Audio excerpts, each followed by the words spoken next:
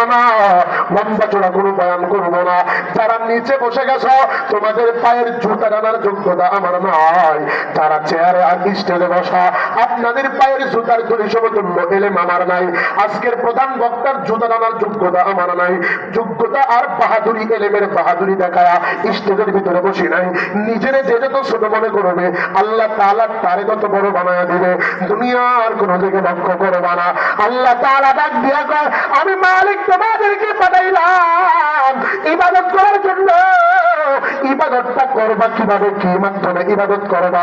আল্লাহ তাআলা এবার পয়গম্বরকে বলে, ও নবী আমার আপনি মানুষদেরকে জানায়া দেন, উতলু মা উহিয়া ইলাইকা মিনাল কিতাব যালিকাল কিতাবু লা রাইবা ফীহি হুদাল লিল মুত্তাকিন।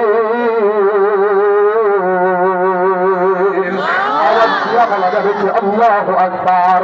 আল্লাহ তাআলা জানাবে, ও পয়গম্বর আপনি পৃথিবীর মানুষদেরকে জানাবেন গো, আমি আল্লাহ তাদেরকে বানাইলাম শুধুমাত্র একমাত্র কেবলমাত্র আমি মালিকের পায়ে সিজদা লাগানো। আমি আল্লাহকে আল্লাহ বলে স্বীকার করবে। আমি মালিক ছাড়া দুনিয়াতে অন্য কোনো প্রভু নাই। ওয়াজিবুল ওজুদ কিসকে কাতে হয়? ওয়াজিবুল ওজুদ কাকে বলা হয়? যিনি কারো মুখাপেক্ষী নন, সবাই তার মুখাপেক্ষী।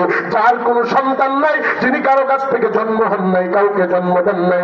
আল্লাহ তাআলা এমন এক সত্তা।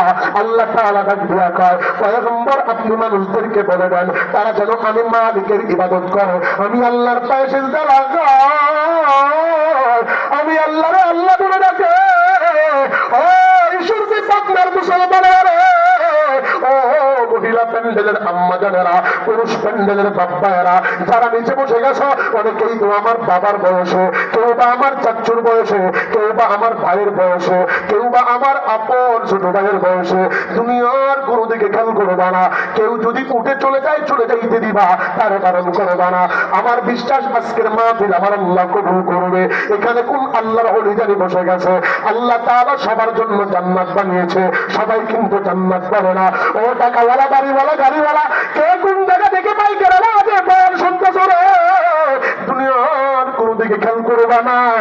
মালিকের পাওয়ার লক্ষ্যে আল্লাহর ইবাদত করার ইচ্ছা মনের ভিতরে নিয়া একটু শাহাদাত আঙ্গুলটা সবাই উপরের দিকে তোলা, জলদি করে তোলা। শাহাদাত আঙ্গুলটা সবাই উপরের দিকে তোলা।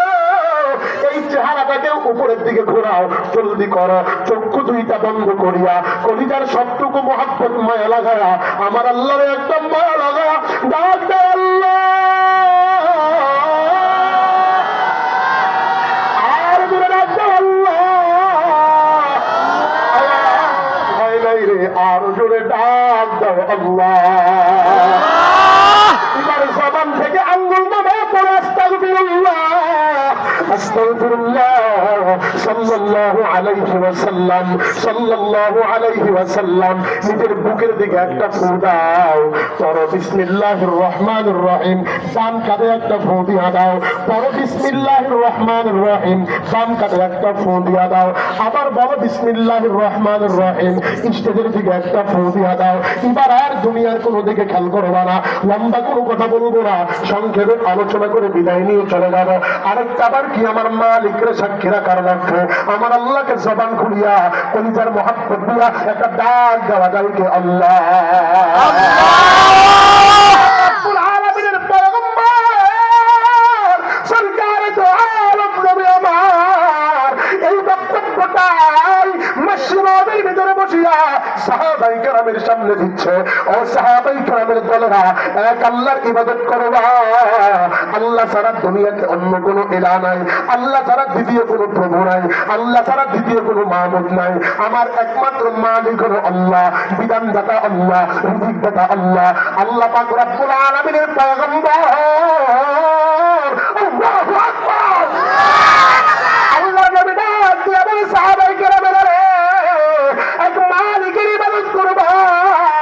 আল্লাহ ছাড়া অন্য কারো পায়ে সেজদা লাগাবা না, মানুষদেরকে দিনের প্রতি আহ্বান করবা। সাহাবাই কেরাম বিশ্ব নবীর কথা শুনিয়া সব সাহাবাই কেরামরা এক বাক্যে মেনে নিয়েছে, আল্লাহ ছাড়া দ্বিতীয় কোনো ইলাহ মানা যাবে না, আল্লাহ ছাড়া দ্বিতীয় কোনো প্রভু মানা যাবে না। সব সাহাবীরা এক বাক্যে মেনে নিয়েছে। কিন্তু কনারে বসা ছিল হযরত ওমর। ওমর চট করে দাঁড়ায়া আল্লাহর নবীর সামনে হাত তুলে বলে, পয়গম্বর, অবজেকশন মুহাম্মদ, ও নবী আমার, আপনার এই বক্তব্যের ব্যাপারে আমার কিছু কথা আছে। আপনি বলেছেন এক আল্লাহর দাসত্ব করার জন্য, এক মালিকের ইবাদত করার জন্য, এক আল্লাহর পায়ে সেজদা দেওয়ার জন্য। কিন্তু আমরা আল্লাহর পায়ে সেজদা দিলে আমাদের জন্য ফায়দা কি? আল্লাহ তাআলার পক্ষ থেকে বরাদ্দ কি? আল্লাহ তাআলা আমাদের জন্য কি দিবেন? আমরা মালিকের দরবারে কি পাবো? মালিক আমাদের জন্য পুরস্কার কি দিবেন?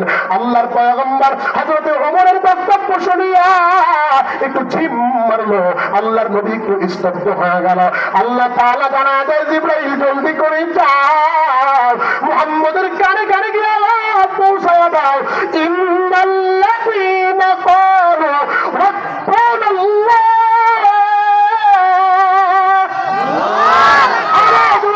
আল্লাহু আকবার।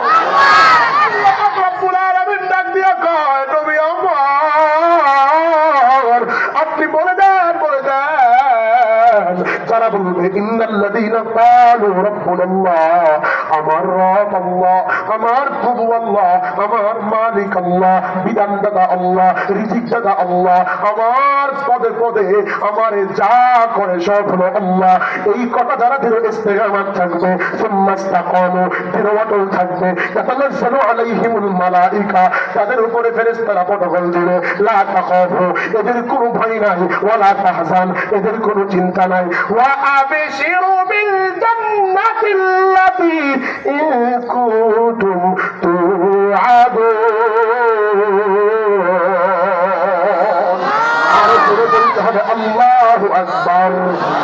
আল্লাহ পাক রব্বুল আলামিনের পয়গম্বর বলে, ওমর শোনো, যদি কেউ আল্লাহকে আল্লাহ বলে স্বীকার করে, যদি কেউ বলে আমার রব আল্লাহ, আমার প্রভু আল্লাহ, তার কোনো ভয় নাই, তার কোনো চিন্তা নাই।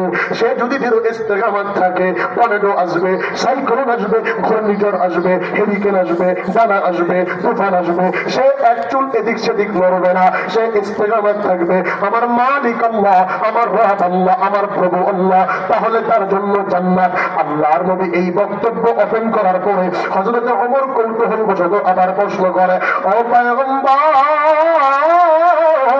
আমরা কার মতো ইবাদত করলে জান্নাতি হতে পারবো গো? কার মতো ইবাদত করলে আল্লাহ তাআলা আমাদের জন্য ফেরেশতা দিয়া প্রটোকল দিবে, আমাদের কোনো ভয় থাকবে না, আমাদের কোনো চিন্তা থাকবে না? আল্লাহর নবী সরকার দু আলম এবার ডাক দিয়া কয়, তাহলে তো তোমাদেরকে একটা আলোচনা শোনাইতেই হয়। আমি জিবরাইলের কাছ থেকে শুনছি, তোমরা শুনবানি। ওমরে ফারুক ডাক দিয়া কয়, পয়গম্বর, নবী বললে আবার কে শুনতে চায় না? আল্লাহর নবী ঘটনাটা বলেছে, আমি যদি নকল করে বলে দিয়া যাই, শুনতে রাজি আছেন তো সবাই? নারায়ে তাকবীর। চলবে কি চলবে না? আরেকটা আবার মায়া লাগায়া আমার আল্লাহরে একটা ডাক দেন না, আল্লাহ। আল্লাহ নবী ডেকে বলে, মুসা আলাইহিস সালাতু ওয়াস সালামের জামানার ঘটনা। মুসা নবীর জামানায় একটা কাফতার জালেম বাদশা ছিল, যার নাম ছিল ফেরাউন। আপনারা নামটা শুনছেন কি শোনেন নাই? এই ফেরাউনের বিবি ছিল, যার নাম ছিল আসিয়া। এই বিবির সাথে কিয়ামতে জান্নাতে আমি পয়গম্বরের সাথে বিবাহ হবে। ও মহিলা প্যান্ডেলের আম্মা জানেরা, পুরুষ প্যান্ডেলের বাপ ভাইয়েরা, উভয়ের জন্য চমৎকার একটা আলোচনা। দুনিয়ার কোনো দিকে খেয়াল করবো না, আমি আপনাদের সামনে কষ্ট দেওয়ার জন্য আসি নাই। বাজান, আমি মুসাফির, গুনাহগার হতে পারি, আমার যোগ্যতা নাও থাকতে পারে। গত পরশুদিন যে বয়ানটা শুনিয়া আমার হাতে একজন বিধর্মী এসে মুসলমান হয়েছে। ইউটিউবে সার্চ দিয়া দেখবেন, আমার হাতে এক বিধর্মী এসে ইসলাম ধর্ম গ্রহণ করেছে। এই তথ্যটা আজকে আপনাদেরকে দিয়া যায়। দুনিয়ার কোনো দিকে খেয়াল করবো না, একটু মনোযোগ লাগাও। শেষবারের মতো আরেকটা মায়া লাগায়া আমার আল্লাহর একটা ডাক দাও, আল্লাহ। আল্লাহ নবীকে বলে, ওই ফেরাউনের বিবি দেখার পরেও রে, সে নিজেকে রব দাবি করেছে। আনা রাব্বুকুমুল আলা, নিজের খোদা দাবি করেছে, তার আন্ডারে কিছু দাস দাসী ছিল, সে দাস দাসীকে লালন পালন করত। দাসী ছিল মহিলারা, অনেকগুলোই তারে প্রভু মানত। এদের ভিতরে একটা মহিলা ছিল যে ফেরাউনকে আল্লাহ মানত না, মূসা নবীর খোদা মানে আমার আল্লাহকে আল্লাহ মানত। ওমর জানো কিতাবের লেখক কেউ কেউ ওই মহিলার নামটা জবর দিয়া লেখছে মাস্তা, কেউ কেউ জের দিয়া লেখছে মিস্তা, কেউ কেউ পেজ দিয়া লেখছে মোস্তা। ধরো একটা নাম মাস্তা নামে একটা মহিলা, এই মহিলাটার আদরের দুইটা কন্যা সন্তান ছিল রে। দুইটা কন্যাকে রেখে মহিলার স্বামী ইন্তেকাল করেছে। ধরো মাস্তা নামে একটা মহিলা, মহিলার স্বামী দুনিয়া থেকে বিদায় নিয়ে চলে গেছে, অভাবের সংসার চালাইতে পারে না, কি করবে? ফেরাউনের বাড়িতে ধোপার কাজ নিছে, সুইপারের কাজ নিছে, রাখালের কাজ নিছে, মাঝে মাঝে ফেরাউনের শরীরটাকে মাসাজ করে দেয়। আল্লাহ নবীকে বলে একদিনের ঘটনা, ফেরাউনের বাড়িতে বড় একটা ভোজনের আয়োজন হয়েছে রে, বড় একটা অনুষ্ঠান হয়েছে। অনুষ্ঠানকে কেন্দ্র করিয়া বাড়ির কাজ একটু হালকা, বাকি ওইটাররা কাজ করতেছে, কর্মচারীদেরকে একটু হালকা করে দিছে। আজকে এই দিনটাকে সুযোগ মনে করিয়া মাস্তা নামে মহিলা চিন্তা করলো আদরের দুইটা কন্যাকে সাজুগুজু করা দিবে। এই নিমিত্তে ছোট কন্যার মাথার ভিতরে তোল দিয়া হাতে চিরুনি নিয়ে মাথার চুল আশ্রয়া দিচ্ছে। হঠাৎ করে মাস্তা নামে মহিলা ছোট কন্যার চোখের কিনারার দিকে তাকায় দেখে ছোট কন্যার চোখের ভিতরে পানি। মাস্তা নামে মহিলা ডাক দিয়ে বলে বেটি রে, বুঝলাম না আমি তোমার একটু আদর করতে যাচ্ছি, তোমার চোখের কণায় কেন পানি? ছোট কন্যাটা ডাক দিয়া বলে মাগো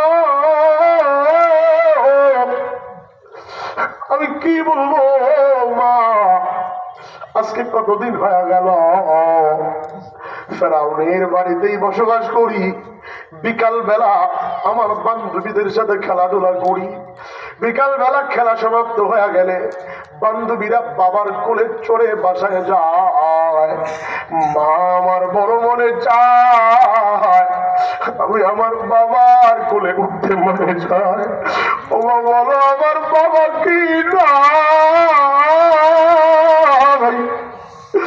আমি কি আর কোনদিন বাবারে বাবা বলে ডাক দিতে পারবো না?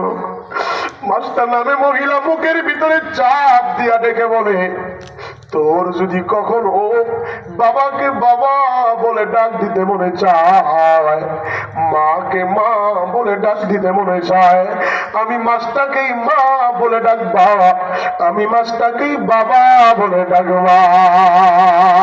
আওয়াজ দিয়া বলা যাবে কি মারহাবা? ছোট কন্যাকে সাজুগুজু করে আল্লাহর নবী রেখে বলে বড় মেয়েটার মাথার ভিতরে তেল দিয়া চিরুনি করতে যাবে। সে সময়ের চিরুনি গুলো ছিল ওজনওয়ালা, চিরুনি করতে গেছে হাত ফসকে জমিনের ভিতরে চিরুনিটা পড়ে গেছে। মাস্তা নামে মহিলাটা জবান থেকে আওয়াজ তুলছে ইন্না লিল্লাহ। একটু আওয়াজ দিয়া বলবেন মুসলমান যদি কোনো বিপদের সংবাদ শোনে, আজ্জাব জান্নিত সংবাদ শোনে, কেউ মারা গেছে সংবাদ শোনে, জবান থেকে তুলতে হয় কি ইন্না লিল্লাহ ইন্না লিল্লাহর আওয়াজ দিয়া বিসমিল্লাহ বলিয়া চিরুনি হাতের ভিতরে নিয়া আবার বিসমিল্লাহ বলিয়া বড় কন্যার মাথার চুলগুলোকে আশ্রয় দিচ্ছে। এই ঘটনাটা ফেরাউনের আরেকটা দুষ্ট মহিলা, যে ফেরাউনকে আল্লাহ মানে, সে দূরে তাকায় তাকায় দেখছে, দূরে থেকে কাছাকাছি এসে ডাক দিয়া কয়, লম্বা কথা সংক্ষেপে ডাক দিয়া বলে মাস্টারে তুমি এটা জবান থেকে কি বললা? তুমি কি ফেরাউনকে আল্লাহ মানো না? তুমি কি মূসা নবীর রবকে রব মানো? তুমি বিসমিল্লাহ কেন বললা? ইন্না লিল্লাহর আওয়াজ কেন দিলা? তোমার ব্যাপারে তো ফেরাউনের কাছে মামলা হবে, তোমারে তো আইনের কাঠগড়ায় দাঁড় করাবো, তোমার নামে তো বিচার হবে। মাস্তা নামে মহিলা ডাক দিয়া কয় যাও যাও, তোমার যা মনে চায় তাহা করো, আমার সামনে বেশি কথা বলবা না। মহিলা চলে গেছে, লম্বা কথা সংক্ষেপ। আল্লাহর নবী ডাক দিয়া কয় ওই দুষ্ট মহিলা ফেরাউনের কাছে গিয়া ডাক দিয়া কয় ও বাদশা নামদার ফেরাউন রে, তোর দাসী তোরে রব মানে না, তুই তুমি যার নামে এত প্রশংসা করো সেই মাছটা তোমারে আল্লাহ মানে না, সে তোমারে রব মানে না, সে মূসা নবীর আল্লাহকে আল্লাহ মানে, সে মূসা নবীর প্রতি ঈমান এনেছে, সে নাকি ইন্নাল্লাযীনা ক্বালু রাব্বুনাল্লাহ, তার যে সৃষ্টি করেছে তার প্রতি ঈমান এনেছে। ফেরাউন দাসীর কথা বিশ্বাস করে না, কারণ বিশ্বাস না হইলে তুমি তদন্ত কমিটি পাঠাও। লম্বা কথা সংক্ষেপ, ফেরাউন জল্লাদকে তদন্ত পার দিয়া পাঠাইছে, মাস্টার কাছে সংবাদ নিয়ে আসো। জল্লাদ এবার মাস্টার কাছে যায়। জল্লাদ আগে থেকেই মাস্টারকে ভালোবাসত, ছোট বোন হিসাবে তারে বড্ড মায়া করতো। মাস্টার কাছে গিয়া জল্লাদ কাকুতি মিনতির সুরে ডাক দিয়া কয়, বলো আমি শুনেছি তুমি নাকি ফেরাউনকে আল্লাহ মানো না, তুমি নাকি মূসা নবীর প্রতি ঈমান এনেছো, তোমার ঈমান নাকি মজবুত। এটা বিচার দিয়েছে ফেরাউনের কাছে। ফেরাউন আমারে পাঠাইছে তোমারে গ্রেফতার করার জন্য, সত্য যাচাই করার জন্য। বোন আমার বলো, তুমি কি আসলেও ফেরাউনের রবকে, ফেরাউনকে রব মানো না? তুমি কি আসলেও মূসা নবীর আল্লাহকে আল্লাহ মানো? মাস্টার নামে মহিলা বলে, হ্যাঁ আমি তো রব মানি মূসা নবীর খোদাকে। আওয়াজ দিয়া বলা যাবে কি মারহাবা? এবার জল্লাদ দিয়া কয়, আমার তোর কাছে অনুরোধ, তুই তো জানিস ফেরাউন কত বড় খারাপ জানোয়ার, সে তোর হত্যা করে ফেলবে। তুই মনে মনে মূসা নবীর আল্লাহকে আল্লাহ মানো আর জবান দ্বারা ফেরাউনকে রব হিসাবে স্বীকার করো। বোন তুমি আমার কানে কানে বলো, আমি ফেরাউনকে গিয়া বলবো বিচার মিথ্যা, মাস্টার আপনার রব মানে একটা বার বলো। বারবার তেরা দিতেছে। মাস্টার নামে মহিলা রাগ হইয়া ইমানের তেজে তেজস্বীল হইয়া ডান হাত বের করিয়া জল্লাদের গাল বরাবর একটা থাপ্পড় বসায়া দিছে। অত মরদে মুসলমান হয়তো মরদে মুসলমান, এক হাত মে তলোয়ার এক হাত মে কুরআন, আনা মুর্দা মুসলমান হয়তো মুর্দা মুসলমান, এক হাত মে গঞ্জা और एक हाथ में बीड़ी मारो डाल, एक हाथ में गंजा और एक हाथ में बीड़ी मारो डाल। ला हौला वला कुव्वता, उल्टा जमाना औरत है मरद बने मरद जमजमा। ला हौला वला कुव्वता है ऐसा मुसलमान, नमाज नहीं रोजा नहीं नाम मुसलमान, नमाज नहीं रोजा नहीं नाम मुसलमान। अच्छा মানুষ বলো দেখি রাত্রি কেন কালো, সূর্য বলো কোথা হতে পাইল এত আলো, আর ফুলগুলো নানান রঙের কেমন করে হয়, পাতাগুলো সবুজ বটে ফুলের মতো নয়, আর দিনগুলো একই কালার পার্থক্য নেই মুঠে, সাদা কালো বাচ্চা বলো কেমন করে ফুটে। আরে আমরা সবাই বাস করি এই পৃথিবীর রঙে, হাতের লেখা মুখের চেহারা মিলে না কারো সঙ্গে, আর মেলে না কলমের সই বুড়ি আঙ্গুলের টিপ। এই সব কিছু প্রমাণ করে আল্লাহ একজন আছে, ঠিক না বেঠে? আরো সরে কম ঠিক না বেঠে? আওয়াজ দিয়া বলো ঠিক না বেঠে? আরেকটা আবার মায়া লাগা আমার আল্লাহর একটা ডাক দাও না আল্লাহ,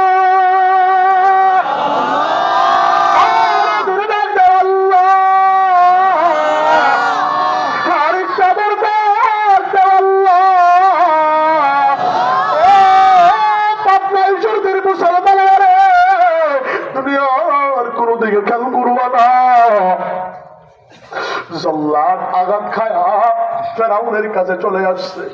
এ ফেরাউন কথা সত্য, তোমারে আল্লাহ মানে না? বলে তাই নাকি? বলে হ্যাঁ।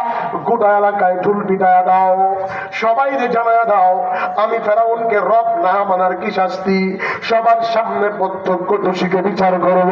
জলদি করে তুমি এলাকার ভিতরে এলান করে দাও। জল্লাদকে যেভাবে কথা বলছে সেভাবেই আমল করেছে। এলাকার মানুষদেরকে ঢুল পিটায়া জানায়া দিছে। বড় একটা গর্ত খনন করছে, গর্তের ভিতরে মন কামল লাকড়ি লাগায়া দিছে, লাকড়ির উপরে একটা কড়াই বসায়া দিছে, কড়াইয়ের ভিতরে তৈল ঢেলে দিছে। জল্লাদকে ডেকে বলেছে, ফেরাউন জল্লাদকে ডাক দিয়া কয়, জল্লাদ আগামীকাল সকালবেলা মাস্টার হাতের ভিতরে হ্যান্ডকাপ পরাইবা, পায়ের ভিতরে শিকল লাগাইবা, কবরে রশি লাগাইবা, আদরের দুইটা কন্যাকে বেঁধে শেষরায়া টেনে আনবা। সবার সামনে আমি তাদের বিচার করব, তাদেরকে ফুটন্ত তৈলে পুড়ে পুড়ে মারব। হ্যাঁ মুসলমান দুনিয়ার কোন দিকে খেয়াল করব না, আইন পাশ হয়ে গেছে, সকাল বেলা মাস্টার নামে বিচার হবে, জল্লাদ চুপি চুপি রাত্রিবেলা শেষ কি প্রস্তুতি নিয়েছে মাস্টার, এটা দেখার জন্য রাত্রিবেলা মাস্টার ঘরের কিনারায় গেছে। যা দেখে আদরের দুইটা কন্যা ঘুমায়, মাস্টার দাঁড়ায়া আমার মালিকের পায়ে সেজদা দেওয়ার জন্য নামাজে দাঁড়ায় আছে। সেজদার ভিতরে গিয়া কে জানি গুনগুন করে পড়ে, জাল্লাত বুঝে না, দাঁড়ায় আছে। কিছুক্ষণ পর মাস্টার নামাজে সালাম ফিরায়া পড়ায়া ডাক দিয়া বলে, মালিক আল্লাহু আকবার, ও মাওলা, এই দুনিয়ার ভিতরে আমার কেউ নাই, আমার বাবা নাই, আমার মা নাই, আমার স্বামীও ছিল মারা গেছে রে মালিক, আমি অসহায়ত্ব জীবন যাপন করার জন্য ফেরাউনের বাড়িতে তোমার কাজ করি, সুইপারের কাজ করি, রাখালের কাজ করি।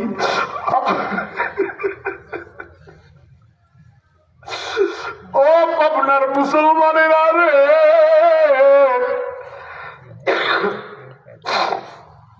ও মাদ্রাসার ওলামায়ে কেরামেরা, ও মাদ্রাসার ছাত্র ভাইরা, কথা মনে পড়ে যায়। এটা আমি বক্তার দিকে তাকাও,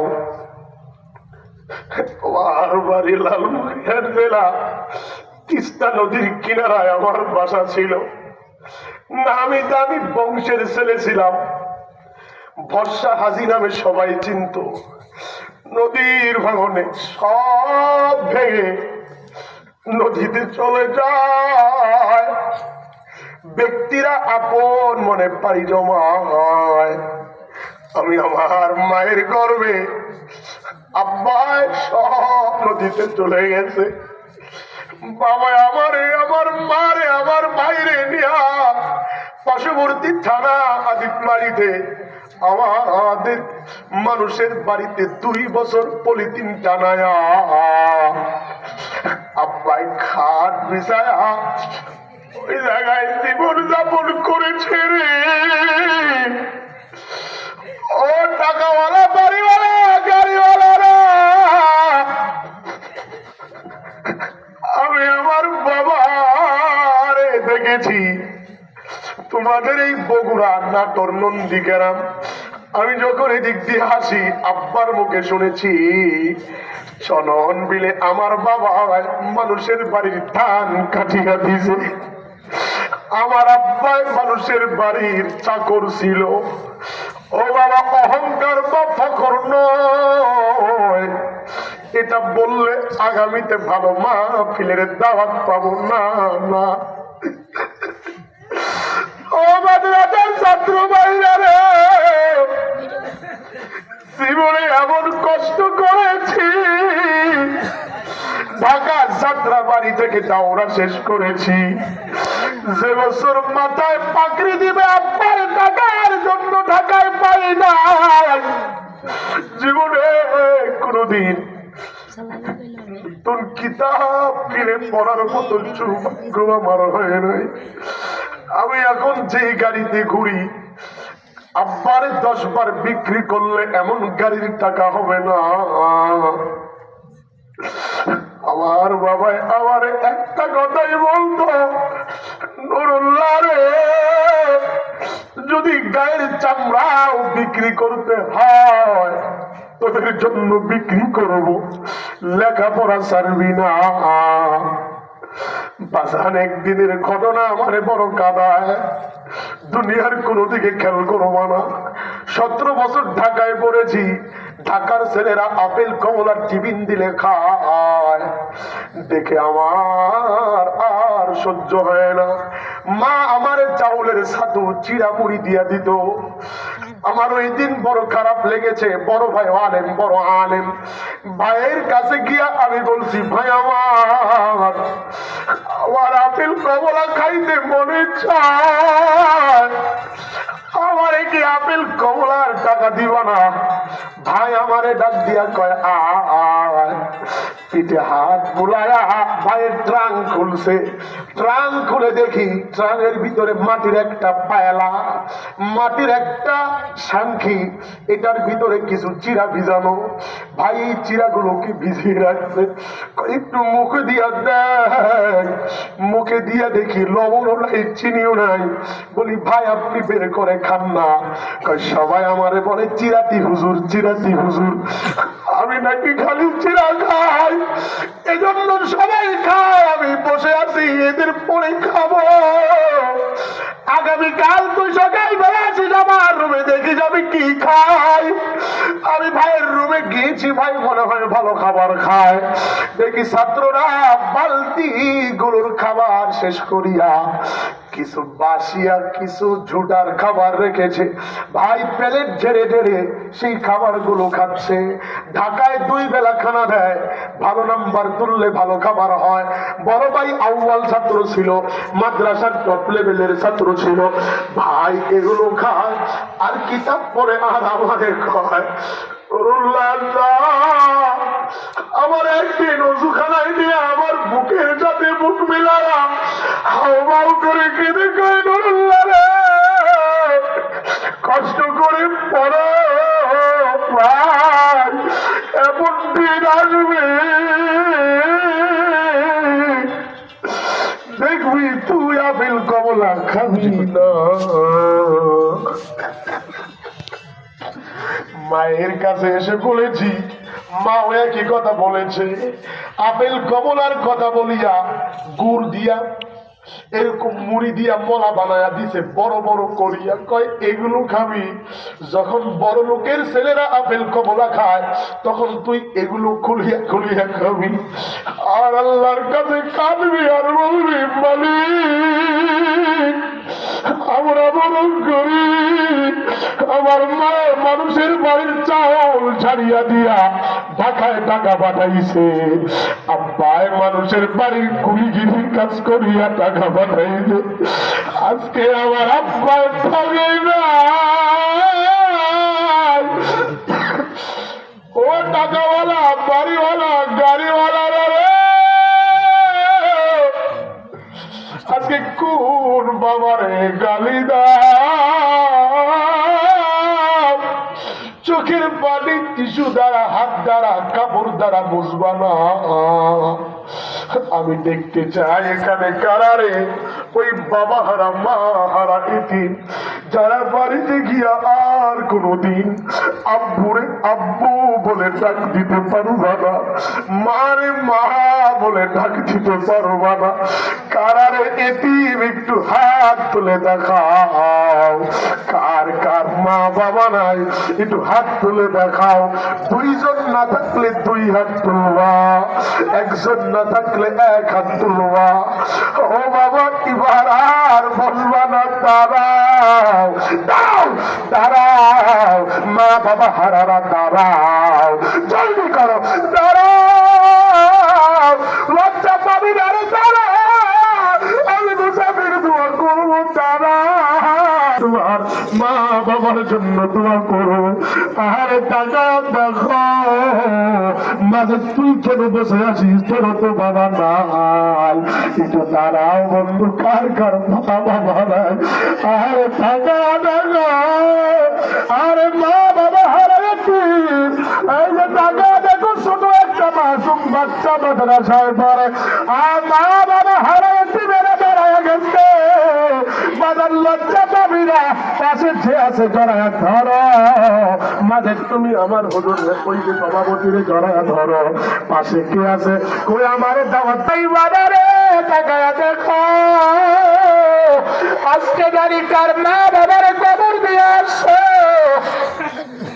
কার জানি আপন জন কবরে শোভায়া আসছ। আল্লাহ তুমি কবুল করে নাও, আল্লাহ তুমি কবুল করে নাও। ভাই আপনি আমার প্রিয় হাদিস সাহেব ধরো একটা হাত দিয়া ধরো। আয় বাবা, তোর কে নাই, তোর কে নাই? কতদিন হয়েছে বাবা হারাইছে? আরে 1 বছর আগে বাবা হারাইছে, 2টা ঈদ গেছে, কারে বাবা বলে ডাকবে? বাবার চোখের পানি ছাড়া আমি দোয়া করে বিদায় দিব বাজার। টাকা দেখো, ছোট ফুলের মতো একটা সন্তান, বাবা নাই। কোন মাদ্রাসায় পড়ো? এই মাদ্রাসায় পড়ো। কোন মাদ্রাসার মুহতামিম সাহেব হুজুর কোথায়? একটু মুহতামিম সাহেব হুজুর কোথায়? আপনি একটু নিশ্চয় আসেন, আল্লাহ তুমি কবুল করে দাও। হুজুর কোথায়? একটু তোমার হুজুরের পায়ে ধরো। ভার ব্যথা, হুজুরের পায়ে ধরো, ধরো হুজুরের পায়ে ধরো। বাবা কারে হারাইছো? মা হারাইছো। কোন মাদ্রাসায় পড়ো? এই মাদ্রাসায় পড়ো। মুহতামিম সাহেব একটু বুকের সাথে জড়ায়া ধরো, ধর। মুহতামিম সাহেবরে পাঞ্জা দিয়া ধরে বলো, হুজুর আমার বাবা নাই, মা নাই, আপনি আমার বাবা, আপনি আমার মা, আমার মারুম করি না। ধর বেটা, হুজুরের পা ধর, ধরে হুজুরকে বলো, হুজুর আপনি আমার বাবার বয়সে আমার জন্য দোয়া করেন, আমার বাবার জন্য দোয়া করেন। ও মহিলা প্যান্ডেলের মারা বাবা, তোমরা বসো। মহিলা প্যান্ডেলের আম্মা জানেরা, মা বাবা যদি হারা থাকে মার কাছে যা। আমার বাবা তো এখানে না, আমি কার পা ধরবো? ও সন্তানেরা, এখানে যদি তোমার বাবা থাকে একটু দাঁড়াও। কার বাবা আছে আমি জানি না, কোন ছেলের বাবা আছে একটু দাঁড়াও। যা বেটা, বাবার পায়ে গিয়া দৌড়ায়া জড়ায়া ধর, বাবার পায়ে ধর, বাবার কাছে ঢুকানো, বাবার পায়ে জড়ায়া ধর। আব্বা তুমি একটু দাঁড়াও, তোমার ছেলের নিয়ে দাঁড়াও। আর তাকে দেখো, ছেলে বাবার কাছে একটু বুকের সাথে বুক লাগাও। আর কোন সোনা মালিক যুবক আছো, তোমার আব্বা এখানে আছে, থাকলে একটু দাঁড়াও, বাবার পায়ে ধরে ক্ষমা চাও। যাও বেটা, আল্লাহ কবুল করবে। বাবার পায়ে ধরে মাফ চাও, বাবার বুকের সাথে বুক লাগাও, বাবার কাছে যাও, বাবার পায়ে ধরে সালাম করো, বাবার জড়া ধরো। আর টাকা করে বাবা ছেলে বুকে দিয়া দোয়া চাও, আল্লাহ তুমি কবুল করে নাও। বাবা সন্তানকে কবুল করে নাও, সন্তানকে আলেম বানাও। বাজান বসো, দুনিয়ার কোনো দিকে খেয়াল করবো না। চোখের ভিতরে পানি আসছে, মা বাবার কথা মনে পড়েছে। আমি একটা নেক আমল করাইতে চাই। এখন যদি কেউ উঠে চলে যায়, বুঝবো সে যোগ্য বাবার যোগ্য সন্তান নয়। আমি আপনাদের কাছে কয়েকজন আল্লাহর বান্দা চাই, 2টা মিনিট সময়, পরে বাকি বয়ানটা শোনা দিয়ে যাবো। কোন আল্লাহর বান্দা আছো? সর্বপ্রথম আমি